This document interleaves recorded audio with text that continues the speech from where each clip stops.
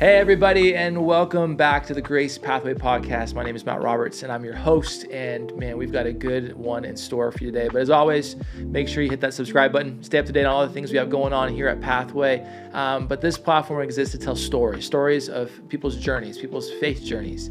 And man, we've got a good one. So if you wanted to, you can always leave a comment, share this video with your friends, subscribe, and let us know what God's doing through this platform. So we're going to jump right into it because we have a lot to cover today. But I've invited Evan Duff. Evan, welcome to the podcast. Thank you. It is great to have you. I know that this is kind of outside the norm, being in front of the lights and a camera and people, even though they're not live right now in this space. So I know this is a big step. It's a big step for you, man. But I know we've got a big story to jump in. Some of you might have known about what's been going on in Evan's world the last year plus. But real quick, before we jump in, tell us a brief moment, like who's Evan Duff? Where are you from originally? How old are you? What do you like to do in your spare time? Things like that. Well, I'm 23. I'm from Reading originally. I was born in Mercy like everybody else who is from Reading. Born in Mercy, yes. And I've been coming to neighborhood since I was, I think, in the womb probably. I don't know, maybe 1 year old. Yeah, your parents are like OGs. Like your dad went to high school ministry here, before Pastor Bill was here. Both my parents, yeah. Both your parents did. And and so, man, you've got a long legacy of people who've been a part of this church. Which I really appreciate. It's pretty awesome. I think I got saved at 4 years old, about. Really? A couple rooms down. Did you really? Yep. That's awesome. And we were just reminiscing. Sunday school. We were reminiscing a little bit because I remember I when I was younger and I was serving on the worship team a lot. Your dad was on the worship team singing, even though he was also on the elder board. And then your brother was in high school playing drums. And so I knew about you, but you were a little kid back then. Mm-hmm. You mentioned you were probably out chasing frogs and doing all kind. Mr. Outdoorsman, as you are. And now you're 23, and I know you've been through a lot. Let me just give some context to this conversation we're about to have, because I feel like people are like, "What are you talking about?" For some of you who don't know you, your parents have been small group leaders with young adults, young careers now for a few years, and so I'm in a text thread with all of our leaders, and they're phenomenal. They're some of my favorite people, and obviously they're your parents. I know you love them dearly, and all of a sudden I got a text message. I don't even know what day it was. You'll have to help me remember all of this. But I got a text message from your dad saying, Evan's been in an accident. Don't know the state. I'm driving out right now to see him. And so I just remember copying and pasting that into the group text with all the other leaders, and everyone just jumped in and we just started praying. We didn't know what the context was. We didn't know what happened. All I knew it was bad. And so now, I'm gonna hand the mic over to you a little bit and just invite you to share this journey with us, share the last year, and let's go back to that night, though, and let's recap a little bit what happened and what's been going on.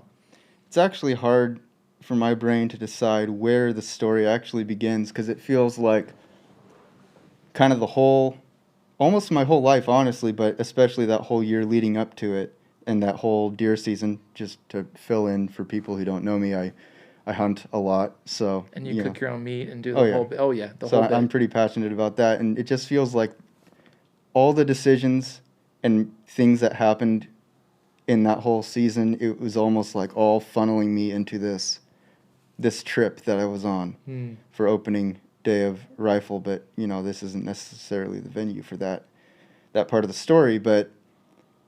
So, I guess we'll just...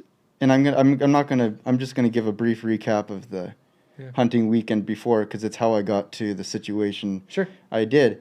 It was opening weekend of rifle season, and my plan was to go up there a day early, and then I woke up that day and I was really sick. And so I was laying there.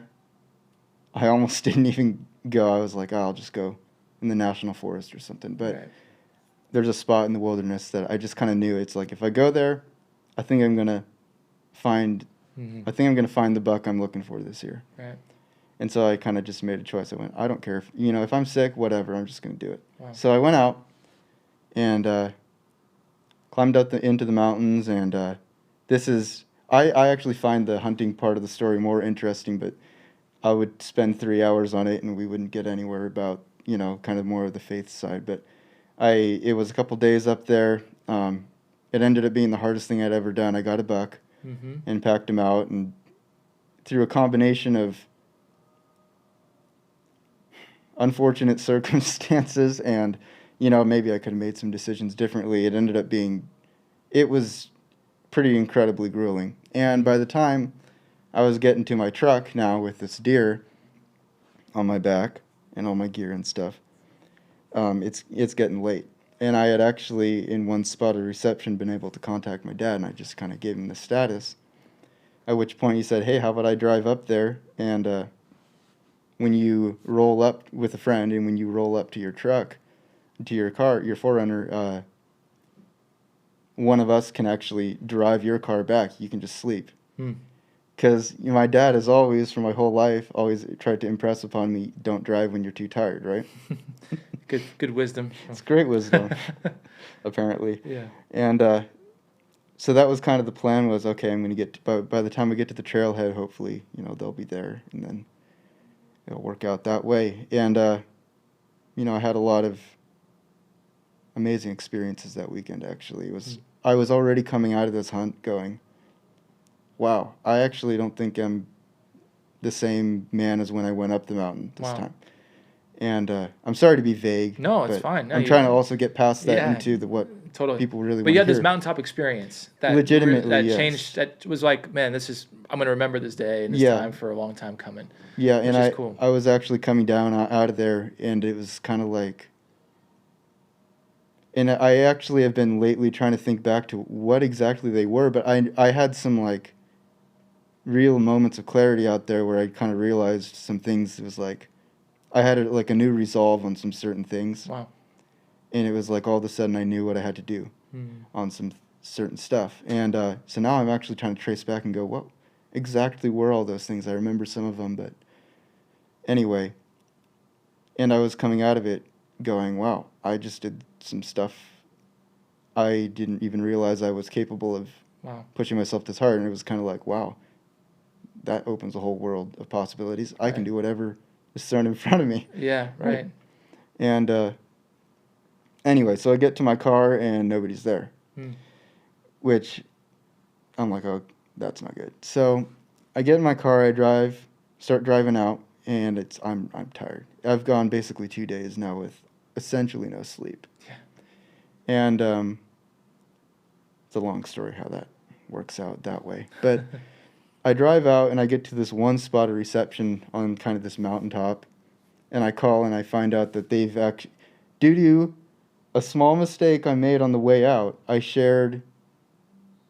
don't need to go into what the mistake was, but my sharing of my location was slightly off. And so it actually led them, I was slightly off in my sharing of the location, and it led them through their different mapping system a long way off. And so they had to reroute, and they were coming around kind of towards where I was at, but they were having issues being certain if they were even going to the right spot, which it comes down to my fault on that. And but anyway, I'm talking on the phone with them, and they go, well, we could keep driving to where we think you are, and I'm just exhausted right now. Yeah. It's like, we could keep driving to where we think you are, or we could try to come up with a different meeting point that we all know. And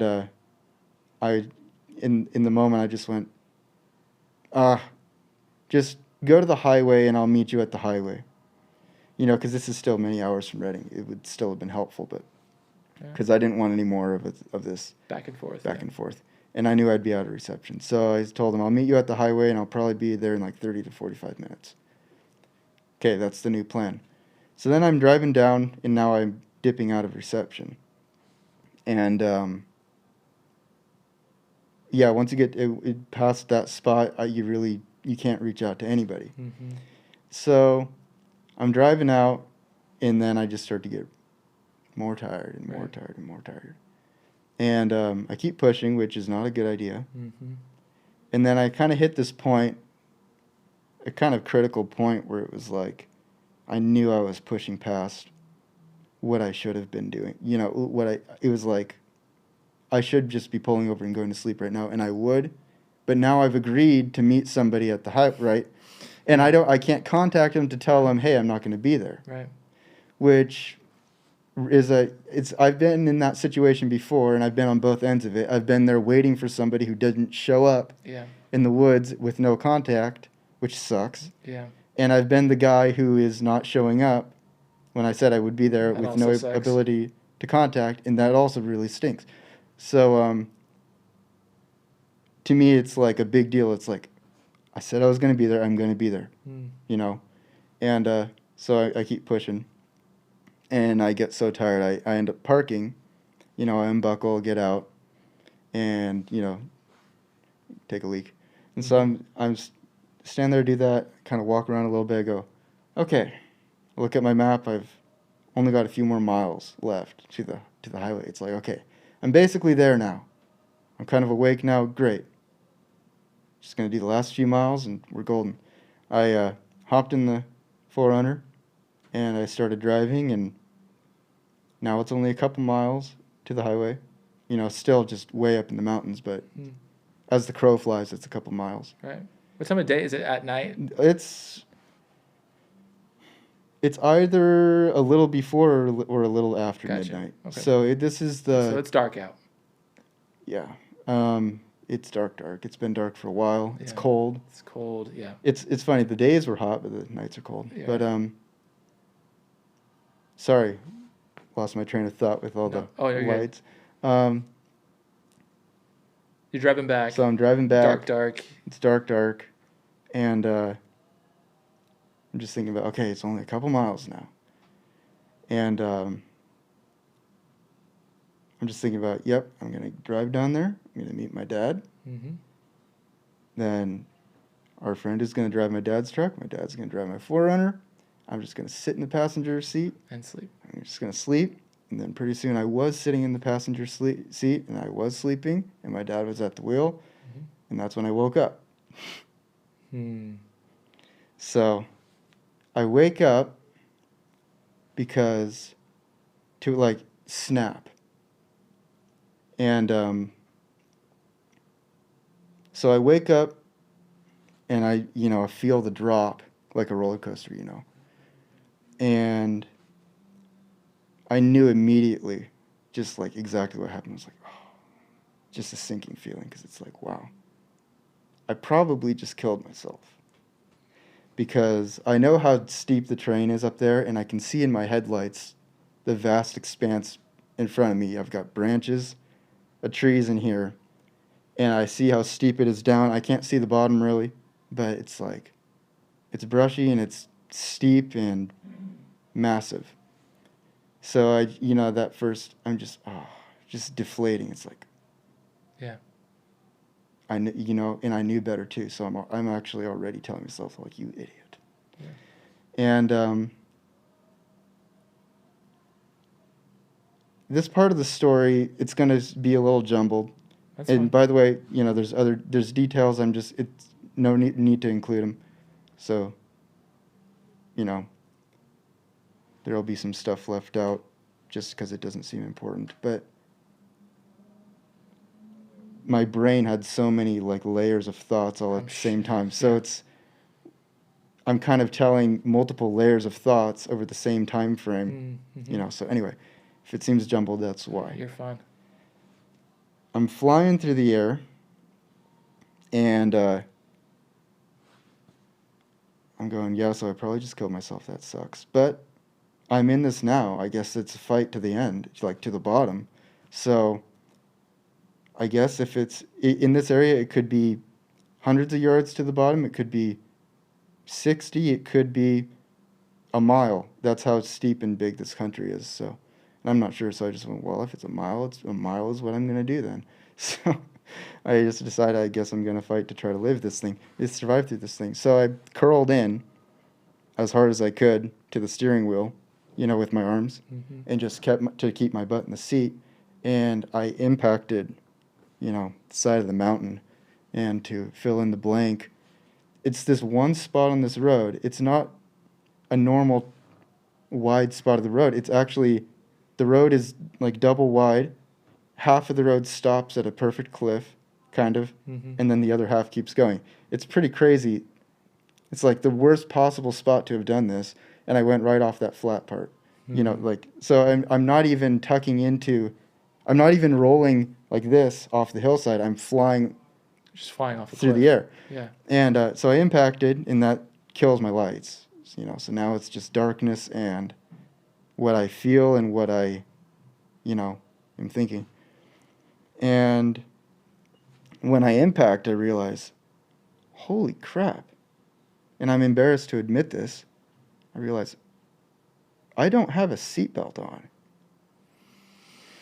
When I talked about just a few miles earlier, walking around and, you know, taking a leak, I unbuckled, I got back in. I was so tired I didn't buckle back up. Oh my goodness. Yeah. So that's not a good feeling either. And so, you know, there's a lot to berate yourself on that for. So I'm curled in, and my Forerunner impacts the side of the mountain at an angle and flips like tail over end. Yeah. So now I'm flipped just so people can envision. And you're just hanging And on. I'm facing my vehicle's facing the way I was coming now from. And you're upside down. And now I'm upside down and rolling, you know, with that momentum. So anyway, I impact, smash over, start rolling, and with that first roll, I just, you know, I was thinking like, Lord, just, I don't want to die on this hill, but I might, you know. But also I actually thought to myself, I really hope I don't die, and I hope I don't get paralyzed down here. It's actually the third time I had that thought on this trip. It's really weird. I guess, honestly, I think being paralyzed has always been one of my top 1 or 2 fears, actually, in my whole life. And that first roll, I just, like, slung up. I'm still curled in somehow. And I slung up against the airbags have deployed. I slung up against the side of the car and whacked my head on that frame piece right there. And it just, you know, that just nuked my brain. And so I was like, I was losing consciousness. And I can, you know, I'm sure other people have had that experience. So, you know, it just felt like my consciousness was like receding into the pit of my stomach. And I was basically gone. And then I just heard in my brain just like, you cannot pass out right now. And I just took everything I had and I pulled out of that. I don't know how. Chalk it up to a miracle, I think. But and I pulled out of that, kind of came to a little bit as I'm rolling. And I just thought to myself, like, yeah, we can't do that again.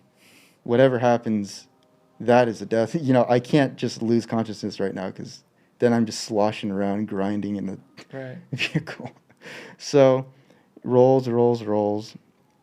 And each roll, you know, is just beating me up a bit more, and I'm losing strength in my arms. So I just have this feeling like it's crazy, kind of just thinking about how for most of life, my life has been a timeline where it's got its beginning, it's got where I'm at, and it's got the unknown, indefinite, you know, space on the other end. And right now it's a timeline right here, where I'm at, and probably an end right there. You know? And so it's like, well, there's nothing I can change about anything in life. And I just thought, I was just kind of praying, and everything, you know, because it's, in the movies, a car crash is usually just like bang, bang, bang, but it's a roar. For me, at least, it was a big roar, you know, because it's churning down the mountain. And sorry, like I said, I'm going to go back and no, that's fine. It's going to be a kind of a jumble. At one point, it was really weird because the car's upside down, and I can't really describe how this is exactly because it didn't hit me, and I couldn't see it because it's dark, but I could feel it. I could feel as we're upside down, the top corner of my vehicle above me crush in to like where my head would be. And it makes no sense, but as that crushed in, I went the other way. Like, it didn't hit me, and I, like, Yeah. It's like you dodged was, it almost. but I didn't. No.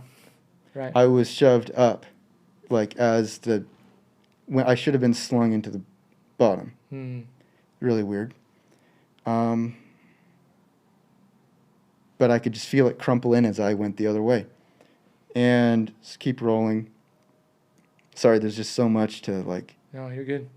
Appreciate you going into detail. I mean, that's just cool because it helps us kind of put ourselves in that spot of, like, not many of us have ever rolled a vehicle or let on and drove off a cliff, and here you are without a seatbelt. Yeah, don't advise it. Here you are, and you're tumbling down this mountain with no seatbelt, and your car is being crushed in around you. Yeah, and so yeah, there's the things that are going on outside of me and the things that are going on inside of me. Right. I'm getting farther and farther down this mountain, going, yeah, as much as I liked at the top to tell myself, well, guess what? I guess I'm hanging in till the bottom, I'm going to fight this thing. It's like, as much as I like to, you got to come into the fight with that in mind. It's like, realistically, can't go too much further. And so I'm just thinking, I'm just praying because it's like, well, Lord, I'm probably going to meet you in a few seconds. It's like, I'd rather not, quite frankly. I'd rather have, not that I don't want to meet Jesus, but quite frankly, I'd rather not die right now. And as much as I believe in salvation by grace and stuff, it's kind of like, well, I hope so. Yeah. Because I don't... It's real. It's real. You're not sure until you're there, as sure as I am. And so I'm just praying, just like, well, Lord, I believe in salvation by grace alone. I was thinking that. And even if there was another way, if it was salvation plus works or something, which I don't believe, I didn't believe then either,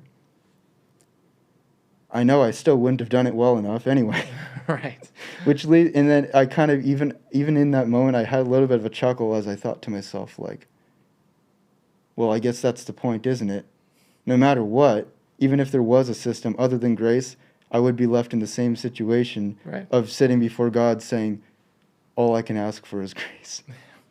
And I even in that moment, I had like almost a little bit of a chuckle. In the midst of that. As I was thinking about that, it was just like, Lord, remember me. Yeah. Wow. I hope I see you on the other side of this. Yeah. Sorry. No, it's great, man. I try not to get emotional when I tell a story, but I'm sure I will later on in this too. Yeah, man. To get to that place where it's just you and the Lord, and it was like all the noise. Yeah. Just, it was still there, but it just cut out. Yeah. And I'm just rolling through this, and I didn't even like feel the impacts anymore. It was just kind of just thinking about Jesus, really. Yeah.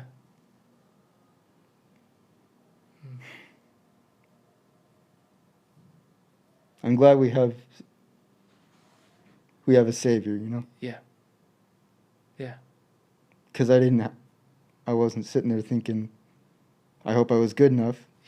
Yeah. I know I wasn't, but I know I'm covered by the blood of Christ. That's right, man. Yeah, this whole descent, it's, at this point, it's just felt like almost like this blanket of death on me. It's just like I'm about to push through to that other side, which is, Yeah.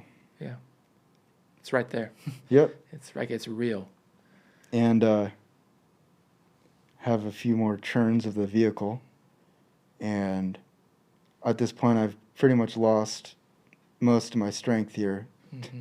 And so I still have my hands on the wheel, but my arms are fully outstretched because I can't curl in anymore.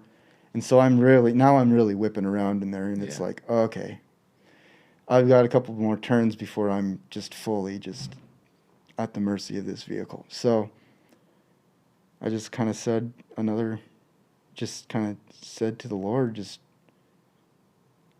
Lord, I want to survive from this. I don't want this to be the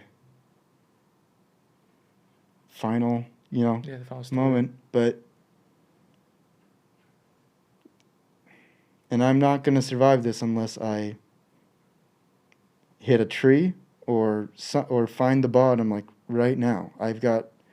Unless I stop within the next couple turns, I am going to die. So please, stop this or take me, but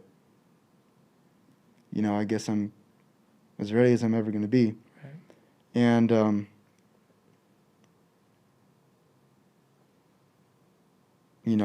another big smash. I came down on my truck is right side up. Came down on my kind of tailbone right on top of the center console. And that hurt a lot. That it was like, whew. My whole body just like compressing, in that moment. It was like, oh, that hurt.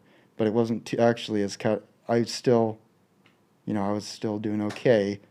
But it was like that took the fight out of me, and it was like, okay, well, physically I'm done. Yeah. And one more turn, and then smash. I was just slung straight into the ground / the roof. So my vehicle's upside down, and I just slung straight down, as worst impact today, Oh, man. And I came down, and not straight down, kind of at an angle on, like, my butt, and at that angle, snap. The moment it happened, I just knew. I was like, yep, paralyzed. And it just felt the crush of my spine, and then just like flames, and if you can like imagine kind of a root system. Yeah. Flames. It felt like a flaming root system went shoo, all the way through my legs, out my feet and out my toes, and then it was just lights out. So. Wow. And the vehicle had stopped. And I can barely breathe. And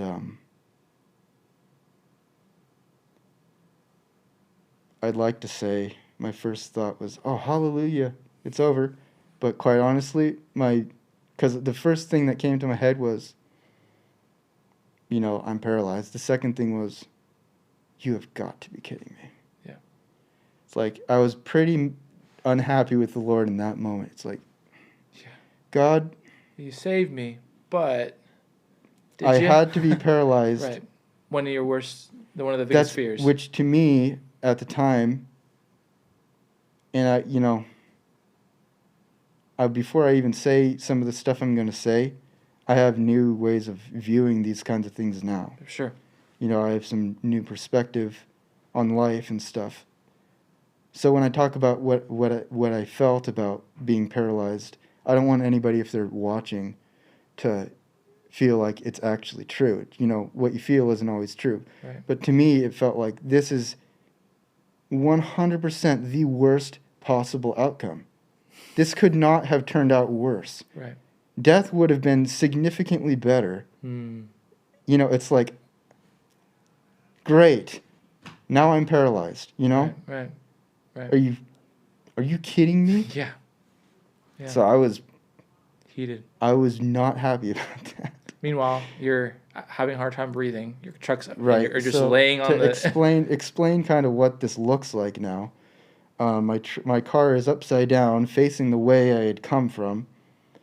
Lodged against a tree, although I didn't actually know that. I didn't know exactly how I had stopped actually I figured it out later.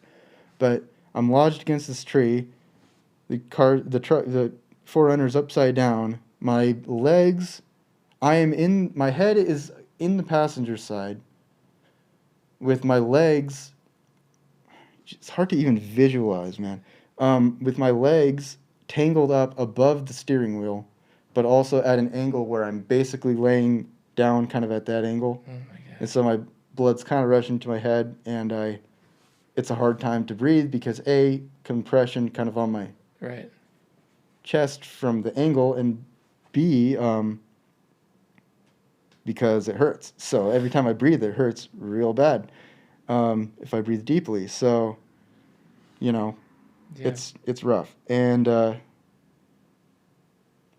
honestly, so I always have a shotgun that's when I'm out in the woods that's tucked in right by the center console. And everything I'm describing, this all took place in probably less than a second. All these thought processes and Sure. realizations and stuff. And I just figured, I guarantee that shotgun is laying around me somewhere in here, and I always have shotgun shells everywhere in my car. Some people have loose change, like quarters. I have shotgun shells in hunting season. And so I knew for a fact I can get my hands on both of those. And I was just figured, you know what? I'm just going to shoot myself because it's like, even if I manage to survive this somehow, what am I going to do? Just be paralyzed? So I initially, in that split second was just like, I'm just going to. Yeah. That's real. I'm going to pick up that shotgun. I'm going to blow my head off. Yeah. I don't know what YouTube is going to allow to be said on their platform, by the way. So hopefully I don't get this episode banned by saying that. You'll be okay. But I mean, that's a real thought that you had in that moment. Yeah, I mean, that's just you being raw and real, and I'm sure people can relate to having similar thoughts. And we're grateful that you're here today. So I was going to, and so all in the span of a millisecond or whatever it was, my brain went through the full process of, and the full commitment of, I'm gonna find that, I'm gonna do that, and then I thought about it. Like I said, this is all happening in less than a second. I went,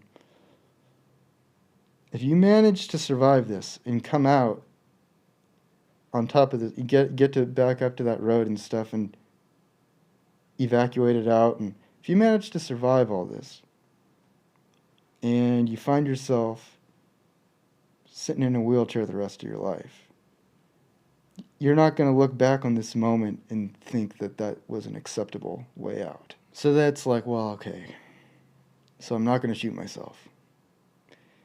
Crap. Now I gotta try to live, which is not going to be pleasant. I already know that. This is not going to be a fun experience if I, and I might not even make it at all. So that sounds bad to say, but hey, if you were there, you might understand. Yeah. And so it's like, well, great. Now I got to try to live. And then my brain went into, well, I guess we're trying to survive this now, so let's figure this out. So I'm laying there, and I kind of am assessing the situation. Okay, I'm feeling hot air push out of my air conditioning, which is weird because it was on cold. Yeah. And so I feel hot air pushing out of there, and I'm smelling it smells like something's burning. And it's cloudy in there. Oh, gosh. And so I'm going, well, we might be burning pretty quick. And so, quite honestly, then I had another thought. I went, well, now I kind of know where the shotgun is. I kind of went, if I start burning up in here, yeah, I've got the shotgun. I actually have a different perspective on even that decision now.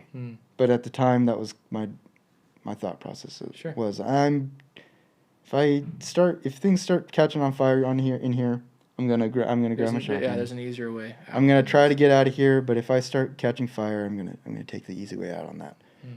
I actually do have a different perspective on that now, and well, it's like I know suicide is not, It's not the answer. It's not the answer. I know that, but it's really easy to say when you're not about to embark on burning to death. Yeah. So there is an element, obviously, of, it should be enough that it's not allowed, right? That I'm not supposed to do that. But also just thinking about the fact that there were angels and demons, looking in on that. Yeah, fighting a war that you can't see. And fighting for you, even when you didn't want to fight in that moment, Mm-hmm. And that's tough because your body, your mind is you're wanting to fight, but your body's weak. You're struggling, and gosh, man, I think that so many people maybe can't relate to being in that circumstance of like a car flipping and car might be starting on fire. You don't even know the feeling of I might be paralyzed. Not everyone can relate to that, but I can guarantee you there's someone out there who can relate to that feeling of if this goes any worse, this should be the best way out. Yeah. Why not? And so. But I don't want my even if it is if the final moments are horrible in the future, if I'm ever in such a circumstance again, I don't want my final act to be kind of seeding a victory. I mean, well, for one, miracles are possible, turns out. Yeah. So, there still is a chance even if it looks like it's over. Right. But also just, I don't want my last act to be, basically giving a victory to Satan in that he watched me kill myself. Yeah. And I also don't want people to find me, my body, and go, oh, he killed him. Yeah. Anyway, so there's a lot of things there, and, I have a different perspective on things. But at the time, that was the operating potential plan. But then I went, okay, well, I've got that as a potential fallback. No reason to dwell on it. So, and I was able to find that I could actually reach my fire extinguisher, which I always had in my car. So I was like, well, but I couldn't get it out unless I moved, which is going to hurt. So I figured, well, if things happen, I'm going to get the fire extinguisher, shoot it off, and try to get out, but we'll see. I should also fill in the blank on this. Somehow my window is intact on the passenger side. I don't know how that's possible with how much damage was done to that vehicle. It makes no sense to me. But I'm sitting there, and I've got this intact window. And so it's really stifling in there. And I can't because it's such a jumble. And I mean, that's what life is when in these kinds of circumstances. It's a jumble. So I guess I'm conveying the reality of it when it's 100%. Jumbled me saying this. At this point, I've felt around. And by the way, the first thing that happened after I've decided, well, I guess I'm not killing myself, is I've felt around, and the first thing I grab is my phone, which had been sitting, like, on the console, and somehow is still in the vehicle. I don't know how it's in the vehicle at all, let alone in reach, let alone, like, against me. But I find my phone, which has no service. Well, shoot, okay. So this is really not much of an asset right now anyway. I find that, and now I'm going, okay, gear gathering mode, it's dark. I've pulled the key from the ignition just to try to cut out any kind of currents going on and stuff. And I'm feeling around, it's like, oh, there's my knife. Wait, that was in my pocket. There's one water bottle coil, at least I have something. And I'm just gathering gear. It's like, okay, so, everything will be useful, I'm sure of it. And I'm grabbing stuff, I grab my knife, and I tried to break open that. I was not, with my spine as it was, at that angle, I was not breaking through the window. Okay. At this angle, hitting it with the butt end of my knife. It was not working. No. So I'm stuck in there going, okay, if I have to get out of this vehicle quickly, I'm going to need to pick up get the shotgun, which is going to take moving. I'm going to need to blow out the window, turn my head so the glass doesn't get in my eyes. And then I'm going to need to try to crawl out of here. It was anyway. So I'm making all my plans and going, none of them are good, but some of them might be kind of effective, but anyway, it's just a mess. It's a mess. It's a big mess. By the way, help me understand from where you drove off to where your truck ended up. What kind of distance are we talking? Okay, so after I've kind of gathered my gear, I pull up my mapping system and I zoom in on it and I go. And the first thing I did, actually, because I realized in case something goes wrong with this, in case something goes wrong with my mapping system, because that can happen, I'm going to get all my measurements, I'm going to get all my coordinates measured for right now, so I have them stored, like, in my phone. Figure this out. which is really blessing to have had that. Anyway, I zoom in, and first thing I measured was I took was my coordinates of my exact location. So I've got that in my clipboard now on my phone, and then I measured the distance down from the road, and it was 60 yards. 60 yards. You know, like those old commercials, how many licks to get to the center of a Tootsie Pop? Yeah. How many rolls to get to 60 yards in a 4-runner? I don't know. A lot. But more than 3. Yeah. Um, I'm glad you can find that. Yep, 100%. And, sorry, spacing out. You're good. So you're making plans. Yeah, I'm You're making in the plans. car. Your spine's a mess. You don't know the damage of your body at this point. Well, I know it's bad. You know I it's know bad. I'm paralyzed. I don't know how bad. So I have no reception either. Right. So it's like, well, I've got kind of my gear stowed away. I'm just watching to see if this kind of smoky Fire potential stuff turns into a fire or not. Right. Which now I think what I was smelling was fluids from my vehicle burning off of hot components. Gotcha. Is what I think what that was. Yeah. You know, Your car just went through a crazy. I'll skip forward and just say no. Fire did not start and I did not burn up. Obviously. Yes. Praise God. Mm-hmm. And I should also mention when I first stopped, I was laying there for a second going, just listening for water. Because in my head I'm going, if I hit the bottom just now, and water starts flowing, and that's going to be an issue that I need to address quickly. Yeah, no kidding. No water, no fire. So at least, now it's just, things aren't getting worse at least, right? Right. And but I can feel how my back is broken, and I can just feel like it's a strange warm. I don't know if it was sweat pooling on my back. That could have been. It could have been just part of the bruising process. I don't know, but I was feeling like a warm, strange spreading feeling kind of towards the side of the injury. And I'm thinking about this deer I butchered once that got hit by a car, and its spine was snapped in like exactly the same spot. And that was pretty much the only damage on that deer, and it ended up bleeding to death internally, 30 or 45 minutes. And that's a long story of its own.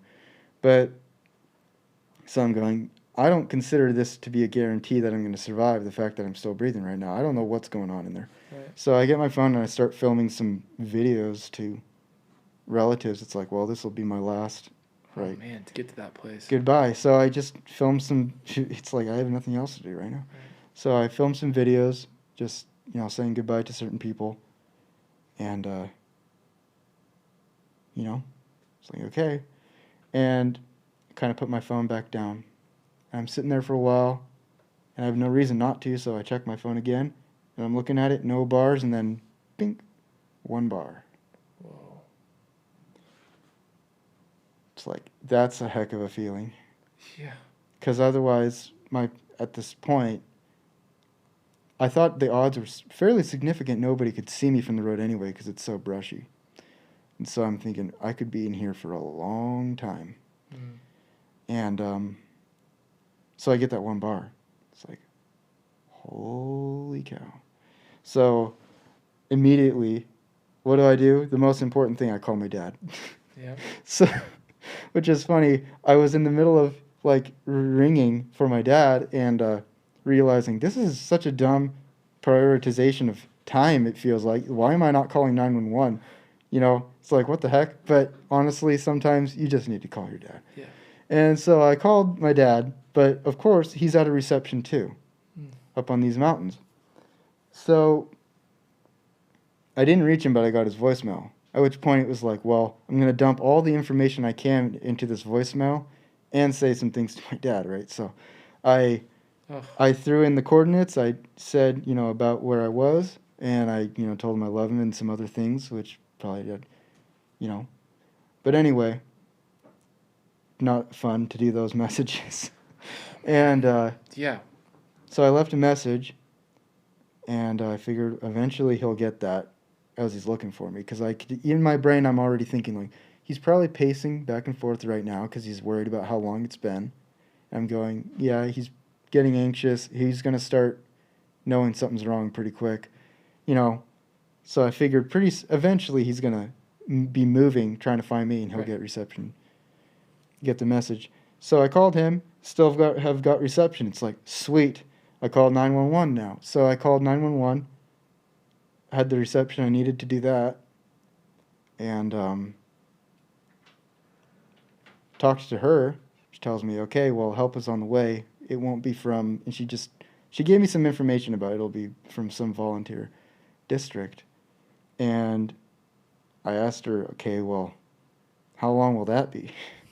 And I can't, it feels like a very vivid memory to me, but Right. there's also, for reference, my head is splitting because I whacked it really hard. So Yeah. I'm sure I have a concussion. And, you know, there's a lot going on. My back is broken.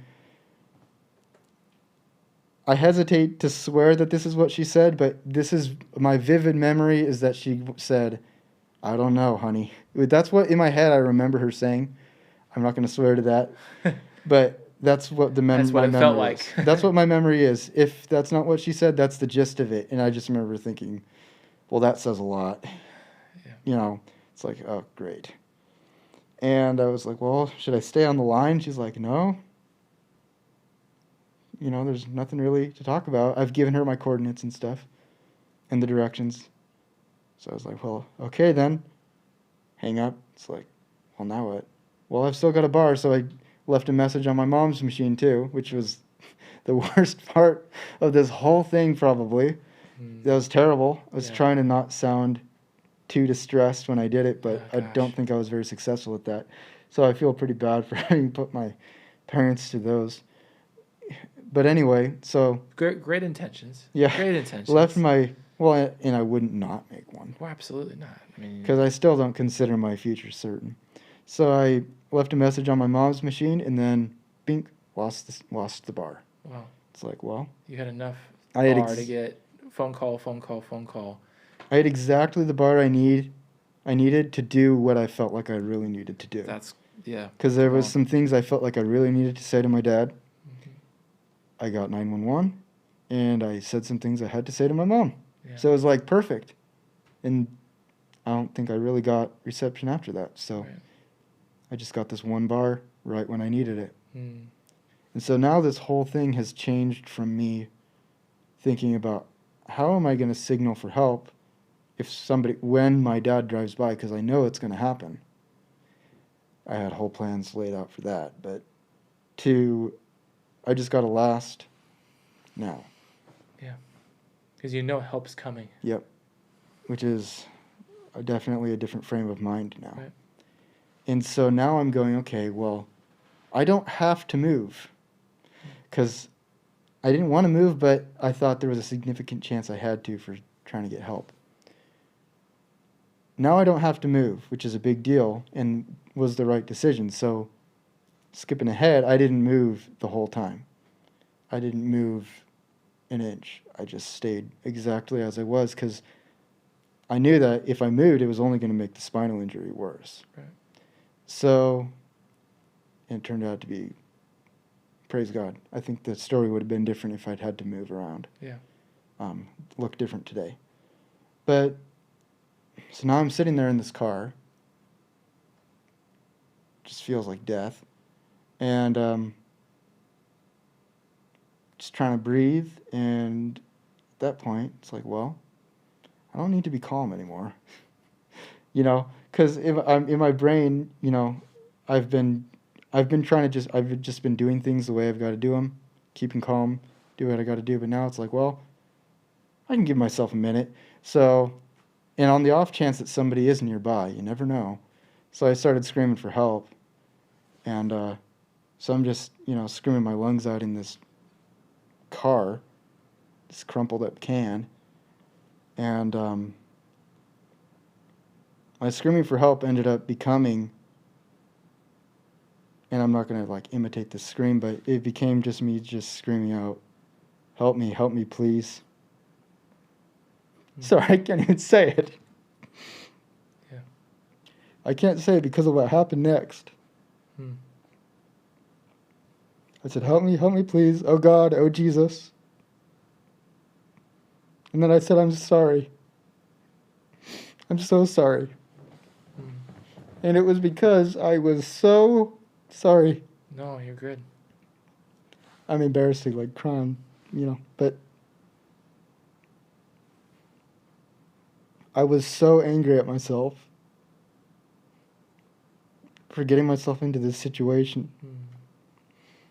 And I've always been a very self-critical person.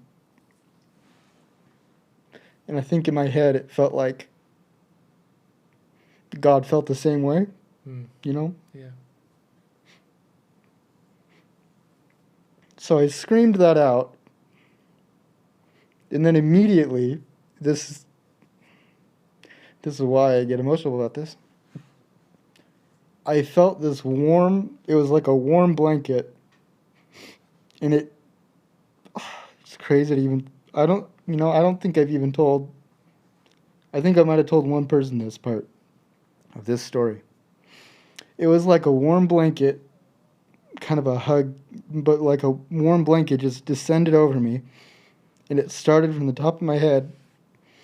And I just felt it sweep down all the way. I felt it in my legs, all the way through my toes. Wow. And for a little while, it just covered me. And it was like all of a sudden I just knew that my God wasn't looking down on me, Yeah. like pissed. Yeah. Sorry for the language. No, that's fine. And upset with me, Yeah. like I was. Yeah. We have a loving Father, and Yes. that's not the nature of our relationship with Him. And so, and it's crazy too because my legs are numb and I can't feel anything, but I felt that all the way through them. And all of a sudden it was like the whole experience changed for me, and it was like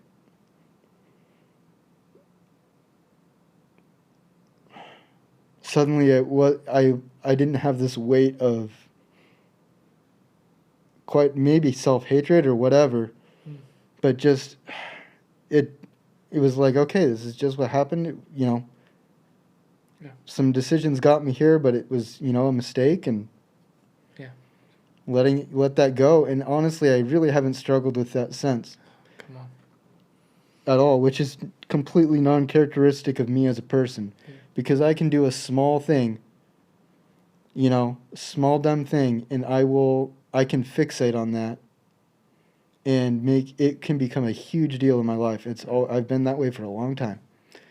And so, honestly, when I look back at the situation, I don't struggle with that at all. Wow. Really. Hmm. So anyway, I don't know what to make of all that exactly. But just in that moment of crying out to God, just did some healing right there, and even reminded you of your worth in His eyes. Mm-hmm. In that moment is so powerful, man. Thank you for sharing that. Yeah, sorry to get emotional on you. No, it'd be hard to not get emotional. I can't really describe it well, because it was so undeniable. It was such an undeniable, Experience. physical, even experience. So, it's hard to even put words to it. Right. And quite honestly, I don't remember. I might have only told one person or two people that. But anyway, so that happens. You're crying out to God, have this experience. Yeah, and pretty much ripped up my vocal cords. Yeah. And then it was just a psychological game through many hours after that, because I'm laying there in exactly the same position, just trapped here in this darkness, and that feeling doesn't last forever. Okay. And just wrestled. I think I might understand a little bit more what it means to wrestle with God. Yeah. Like in my brain, I can't even describe the fluctuation in the highs and lows as you're waiting for hours for people to come down and get you, down in the pit, down there. So, and I, there's probably not too much more I need to share about that, but just the rapid oscillation from highs to lows, from hope to despair. It's just, Yeah. all within the span of a second. I've never had that much like turmoil, Yeah. And so I heard them roll up at the road above. You did. Wow. And funnily enough, they actually got there pretty quick, but to me it felt like hours. I bet. But what took hours was them actually getting down to me because it was so steep and rough. So it took this whole operation took a long time. And the volunteer fire department came, and they fished me out, and I can say a few more things about that before we move on, but I just appreciate them so much. Yeah. But I'm laying there, and I'm feeling like, because the longer I hear them up there, but they're not getting to me, the more it's like I'm going a little crazy here. It's like, holy, get me out of here. Yeah. And so I'm whacking on my window, which is how they heard me because they couldn't see me, even though they knew where I was. But they heard that, and that's how they pinpointed me. But I'm just like periodically yelling at them, like, come on down, please. A lot more aggressively than that, probably. But, screaming for them to come down, and then finally, one of them comes down. I hear him, and then a light shows up, and I see her hand. Sorry. Oh, it's like, okay, something's happening now. Yeah. I'm not alone in this. Yeah. And so then went the process of getting me out. They ended up not having to cut up my vehicle to get me out because if we went by removing the seat head, like the headrest from the seat, there was just enough room to pull me out through that window after they broke it. Wow. So, a lot of things happened down there with that. I'm trying to think of what's actually what is actually important to the story. Had a interesting and, to me, meaningful moment, and it's also kind of funny where I asked one of them, he's a great guy. I love this man. And I asked him, as he's kind of working on stuff, I went, "Do you believe in Jesus?" And he goes, "Oh, I believe in all kinds of things," and lists a bunch of stuff that I don't believe in. I'm laying there, and I was like, "Well, I won't ask you to pray for me then."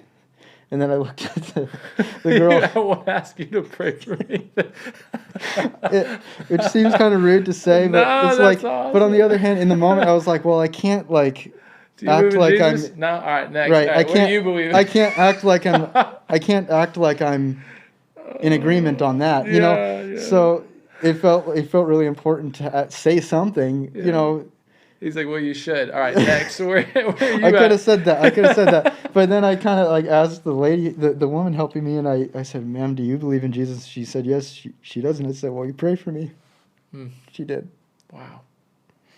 So this whole time, even from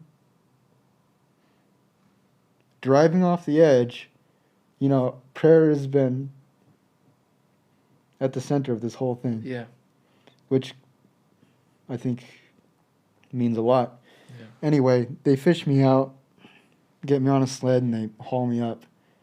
And then suddenly I'm up at the road, and it's like I'm finally out of this dark tomb. Yeah. And I'm drifting on into the ambulance, and it's like,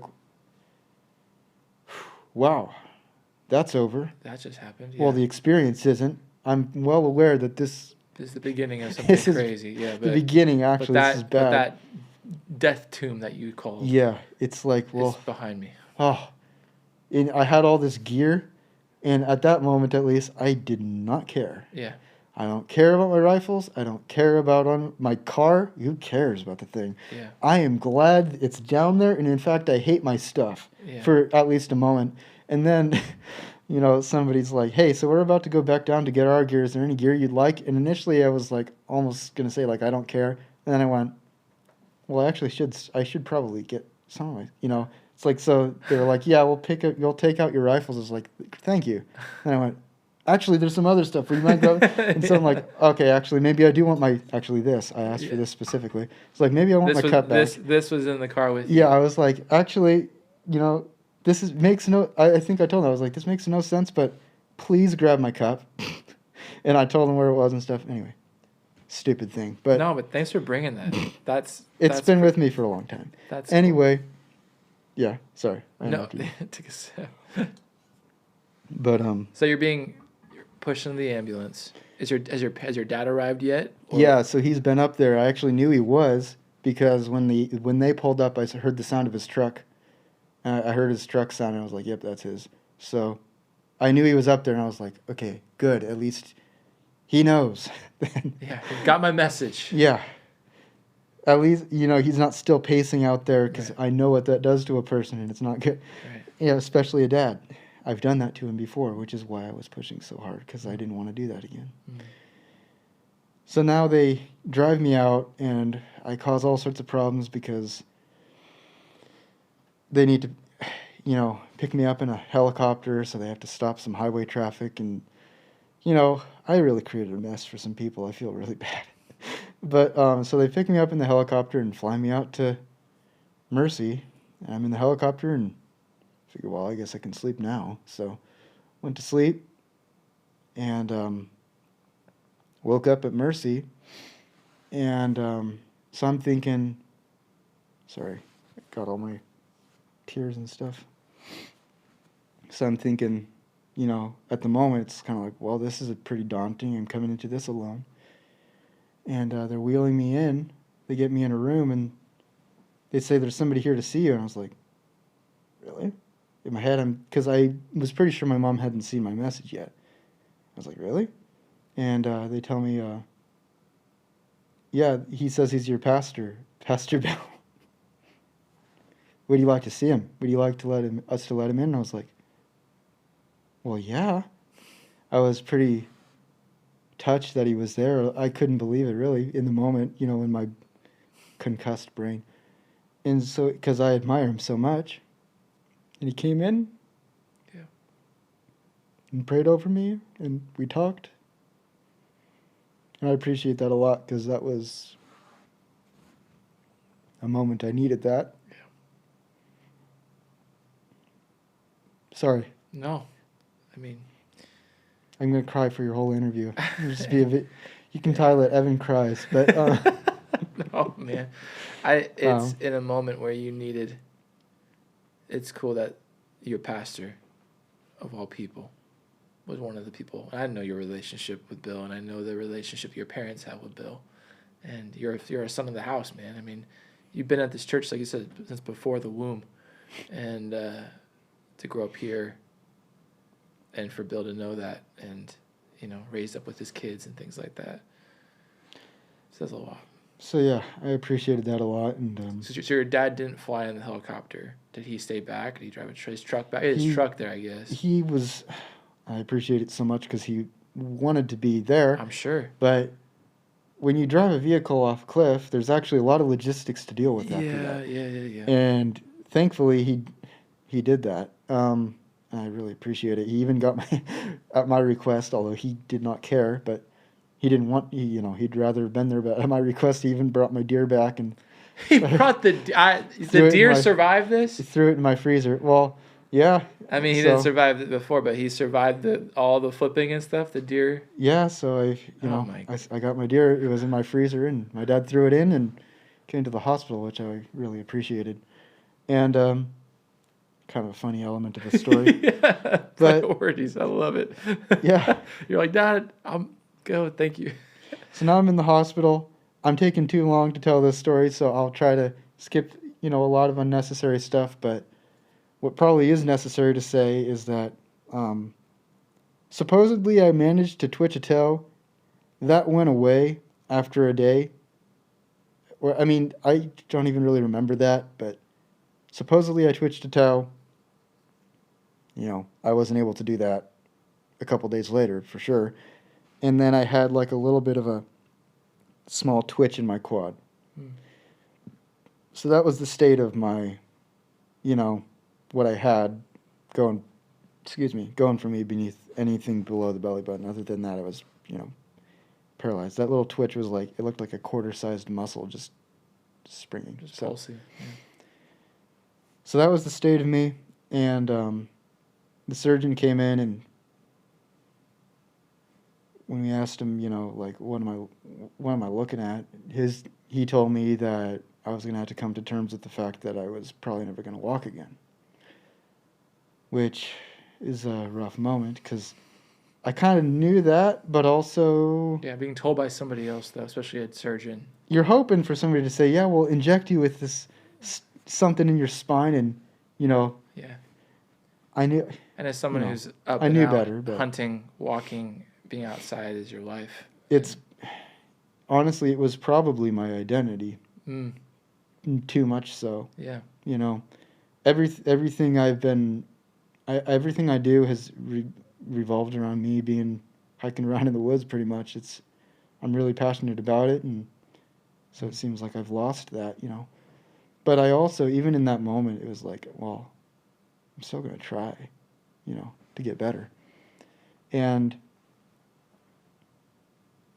in that situation and in many others after, the doctors will tell you, they'll mostly emphasize that you're going to have to come to terms with the fact that you're either not going to walk again, or you might get a little bit back, but you won't ever do what you used to do.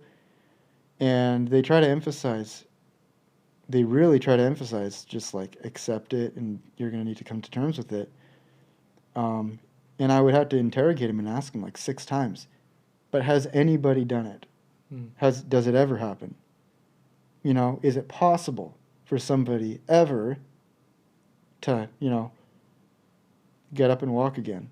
And they always kind of try to get around it, and then eventually they'll say, well, yes, it is possible, but yeah, they want to lower the expectations. It's not going to happen, probably. It's most likely not going to happen, but I don't think that's a good way to live. So, and my dad, told me, he said, well, you're not a percentage to God.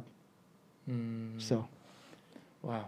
Anyway, couple surgeries on my spine, and they fused like 6 or 8 vertebrae, something like that.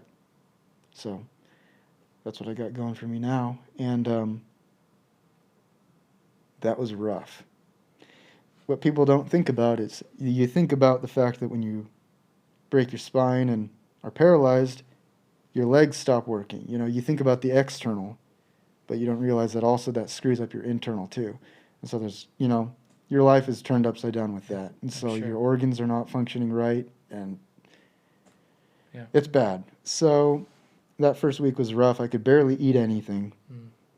At which point it felt like, was there even a point to all of this stuff I've gone through to now? Because I can't even eat. I can't even hold food down. I'm just getting weaker and weaker. And, but, week went by in the hospital, and then I went down to Santa Clara to blanking on the term, but like a rehabilitation clinic, and then the work started. How long ago did that? What time frame was that? This accident happened. That was September 22nd or 23rd, 2024.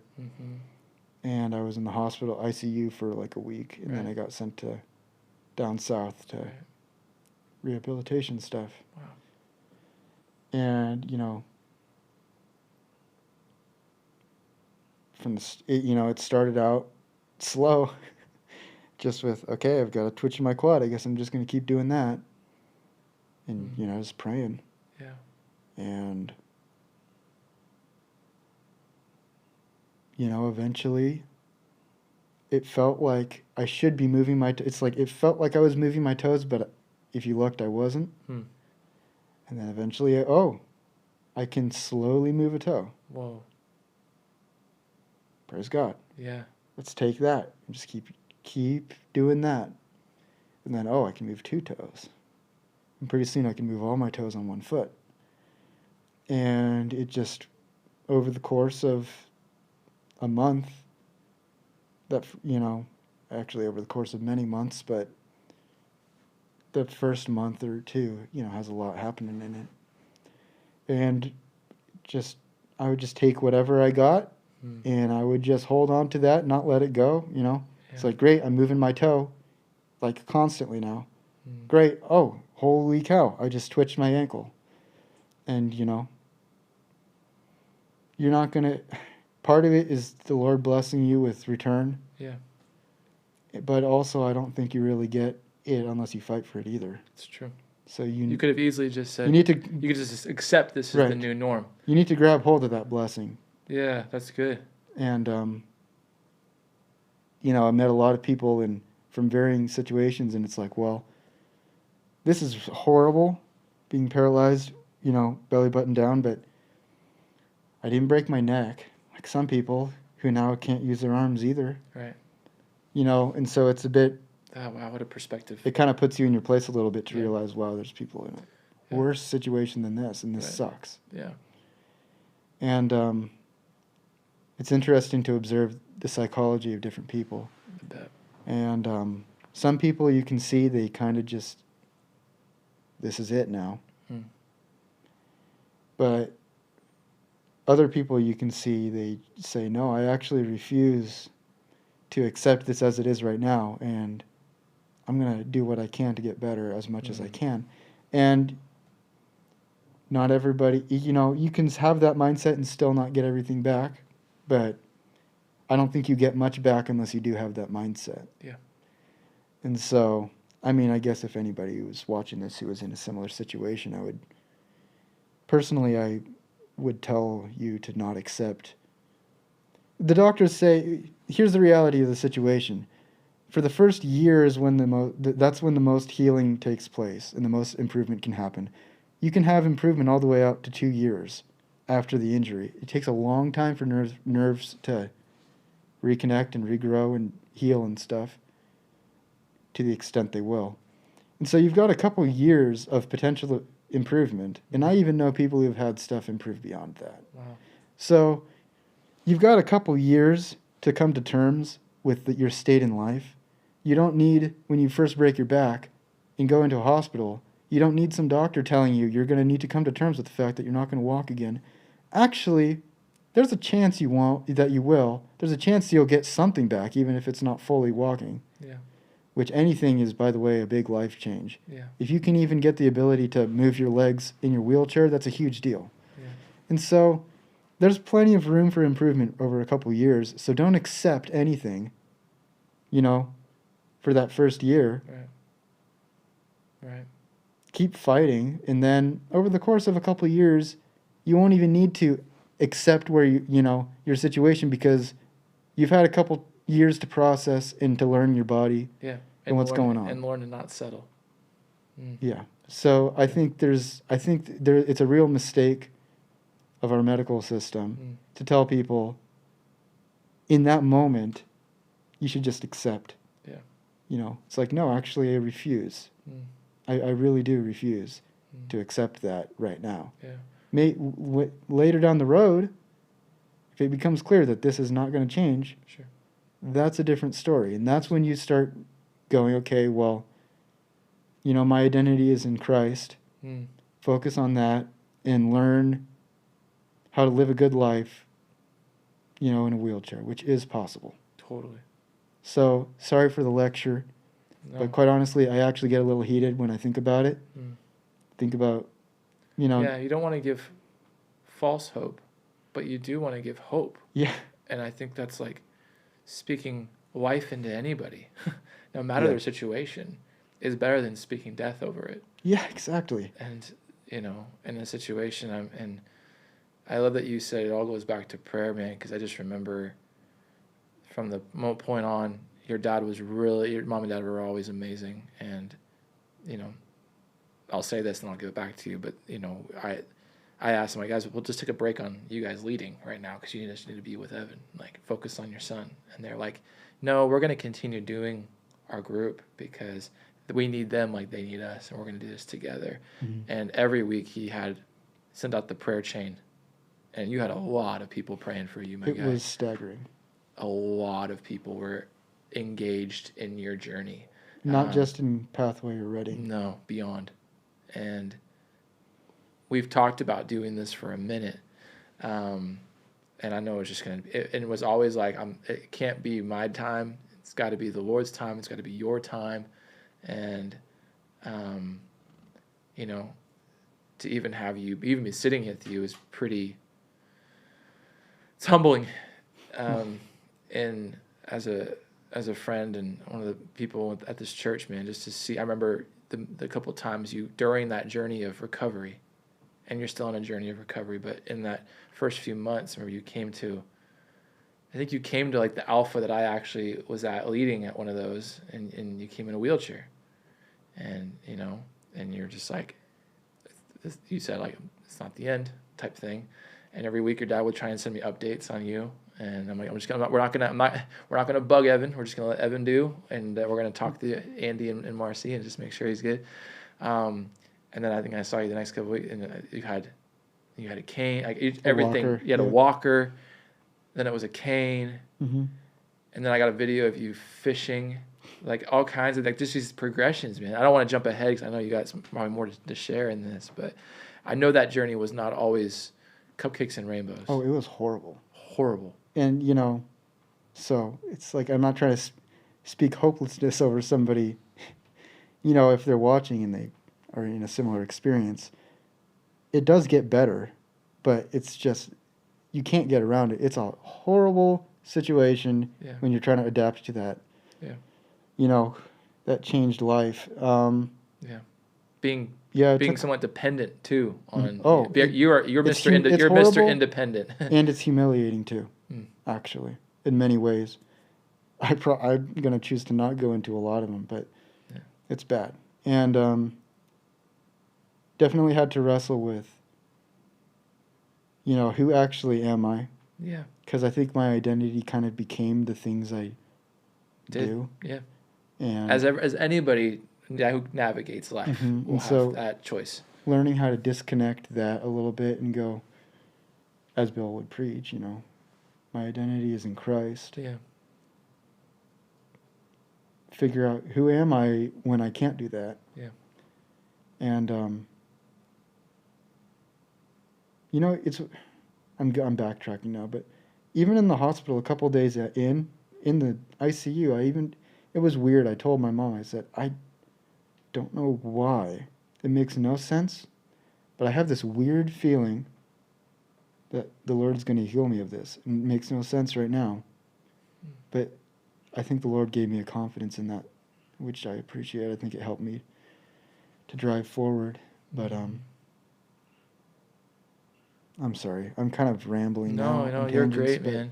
I am curious because obviously you saw your dad and he took your buck back and everything. When your first time you saw your mom after leaving that message, what was that like? What was seeing your mom for the first time like? I was glad to see her. I bet. And I was glad that the last thing I got to say to her wasn't that message. Yeah. It was pretty emotional. I bet. And also, you know, it's hard because seeing how much worse it is for a parent in that experience sucks to be the kid in that situation. You know, to be their son and like, yeah, I just put him through this. This sucks. That's terrible. But yeah, that was kind of it's pretty hard. But so far as but your family, man, they love the Lord and they love you. They really helped me. I can't, you know. Yeah. They were very supportive. Yeah, man, and their journey is so much part of this. One day I'll have them on here as well and get to hear their stories and they've been their portion of this because I know they played a huge part in your story and you know, but just bro, I'm grateful that you didn't have to navigate this on your own. Yeah, me too. And I don't know how I would. Right, and to have a community is one, but to have parents that love the Lord and to and watch their son navigate this of the highs, the lows, the hell and back, like the days that you just don't want to do it, you just want to give up. Yeah. And I'm sure this happened a lot. Actually, pretty much every day. Yeah, and then and then to watch you just wrestle from being independent to not being able to do the things you used to do, not even do the basic things you used to do, and to now be where you are now, man. Yeah, so it took about a month. How did this go? It's hard, man. A lot has happened. It's been a minute, year and some change since it all went down. It was a little over a month where I came back up to Reading, and at that point I was getting some returns, and then I was at the Rose Center, and it's a bit over a month after the accident, I think, maybe more like a month and a half, 2 months. I'm fuzzy on that, but when the first time they like strung me up in a harness, and with kind of like a walker, but I'm hanging from it, and with that assistance, kind of like did a rudimentary hobble kind of walk, and I would just, like I said earlier, I would just whatever I could get, return wise, I'd grab it, and I would not let it go, and just keep working it. And it was kind of it was staggering how many people were praying for me and supporting me, like legitimately across the U.S., which is kind of like, whoa. And so I try to remind myself, it's like, well, you have all these people praying for you. You can't just wuss out and just not, keep driving. And yeah. Wow.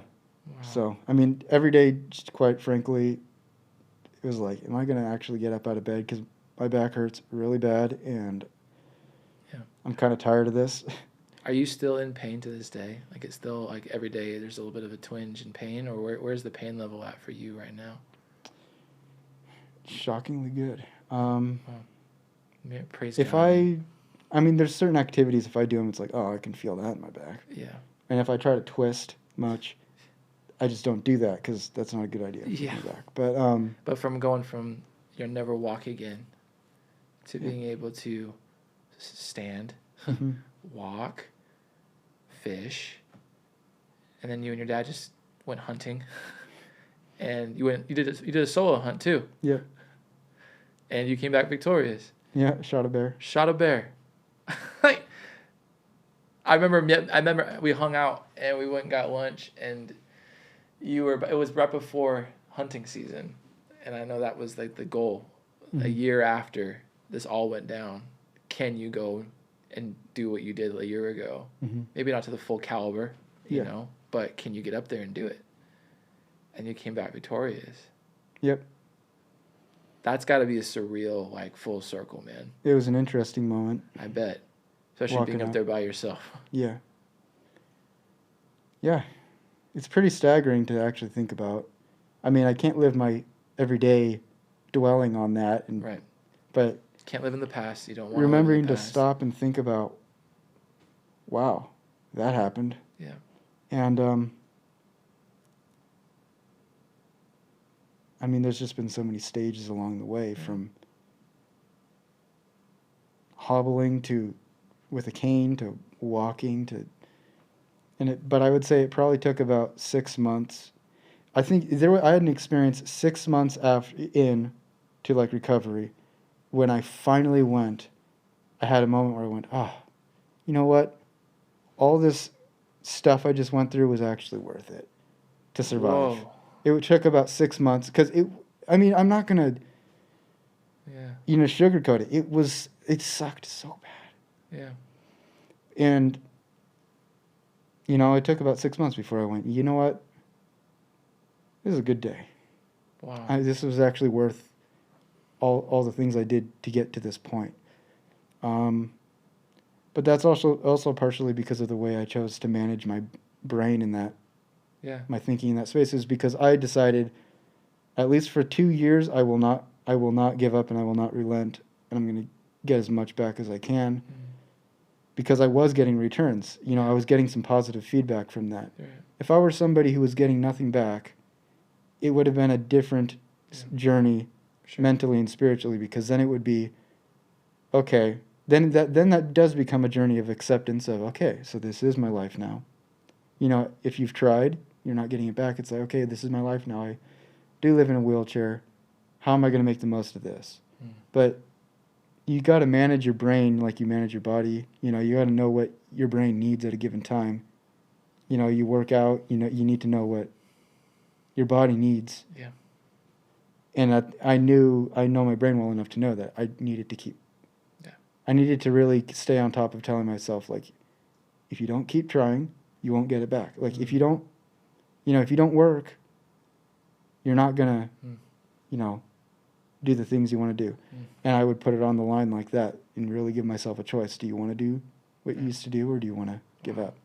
And so, talk to me real quick, because I know we're coming to the end, but your faith journey in that, you're having this everyday battle of choosing this, choosing that, choosing a positive mindset, choosing I'm not going to give up, all of this.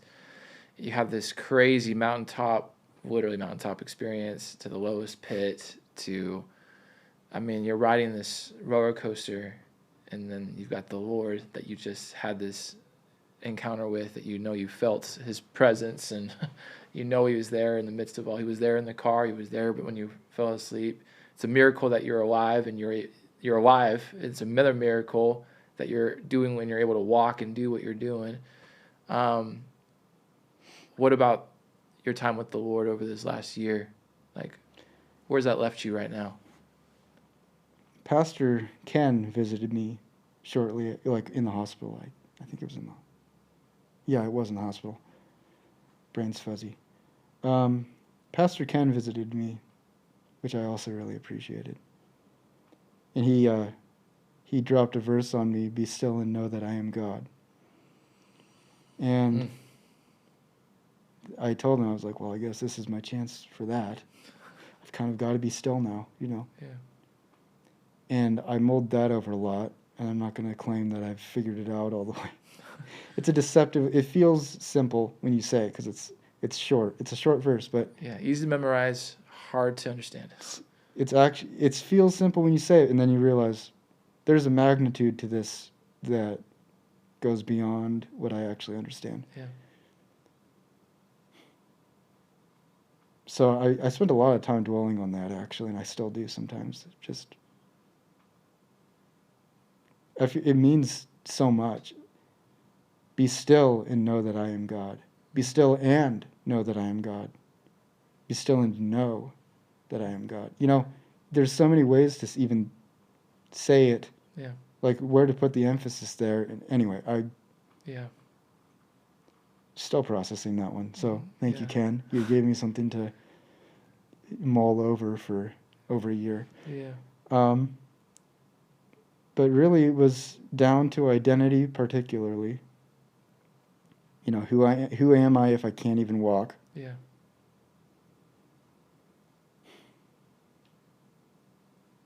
I think I feel like when I walk around now, it's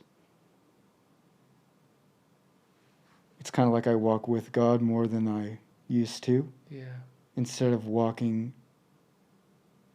in knowing God, it's like I feel like I walk with him more. If that makes any sense. It's a very interesting, healthy perspective of like so many of us we walk knowing there's a God, versus what I think you're walking and there's God's with you every step you take. As Pastor Bill says. And when I say that, it's like it's not that I've become like a vastly better person or something. I'm still. I'm not gained a healthier perspective of who God is in your life. Yeah, I think so.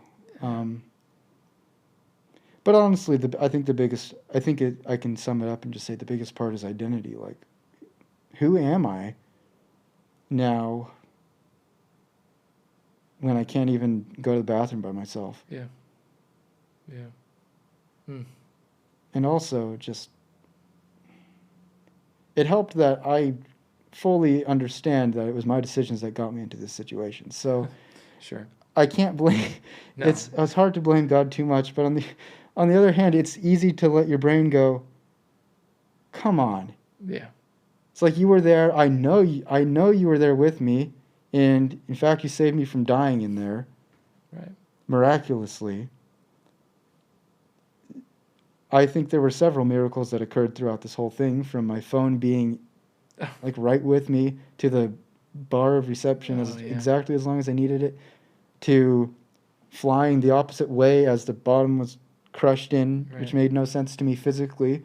And, it's like with all of that stuff, you couldn't just let me walk out of it. Because if it hadn't, by the way, I was basically uninjured except for the spine. I had no, like, No nothing else no going on really. scratches, no. If it hadn't been for the spine, at the last, smack, I literally would have walked out of the car and walked to my dad at the highway. That's how it's like. So it's pretty annoying and just kind of wrestling with, So, like, yeah, that's annoying. man, this isn't the way my plan would have gone. Sure. This isn't my ideal Right. vision of how Mhm. this would have looked. But I don't know. That's amazing. I could ramble on and on, No, and it's I have good. already. No, okay. I'll ask this question as we get close to the end here. And of course, if there's anything else a part of this that we missed, there's so much has happened, transpired in this last year and some change. So I know we're just giving a highlight reel, and I appreciate you taking time to go deep today. Thanks And, for having me. So I meant to make it shorter than this. Oh, no, this is good, man. I love it because there's so much to this, and it's not a one-day journey. It wasn't just an epiphany. This was a process, and so many people were a part of this process, even though they weren't necessarily there with you in the hospital or there with you in recovery, but their prayers were with you. And if you go back to a younger version of yourself, I hinted at this earlier, if you could, or maybe somebody who is not like you, but doesn't have a relationship with their family, or doesn't have a relationship with church, or doesn't know Jesus. Okay. Like, what would be your word of encouragement for them?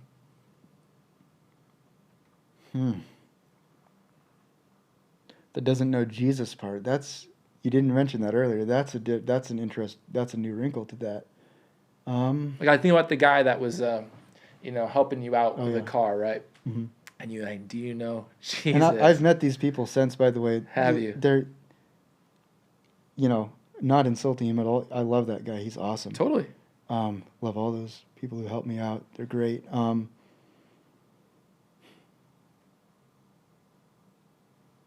Well, I could try to make a case for Christ in, like, scientifically, or I could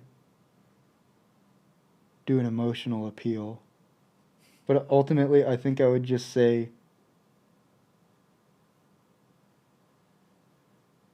that you just can't do it alone. Yeah. For one. That's So right. you mentioned community. Mm-hmm. You do need community. Yeah. Granted, some people kind of try to fulfill that without church. Totally. So that doesn't go deep enough if we're talking about somebody who doesn't know Christ, though. Right.